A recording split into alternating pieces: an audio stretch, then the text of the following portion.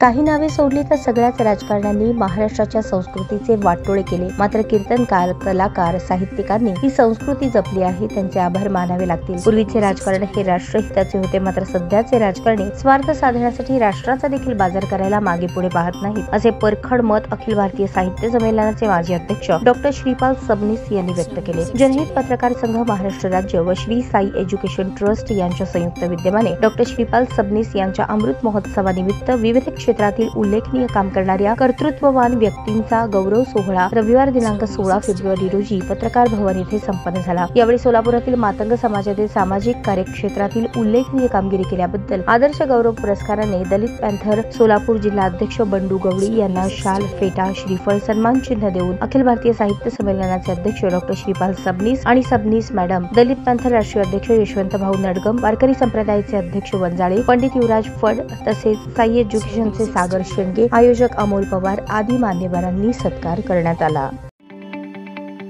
ताज्या बातम्या पाहण्यासाठी प्राईम महाराष्ट्र न्यूज चॅनलला सबस्क्राईब करा।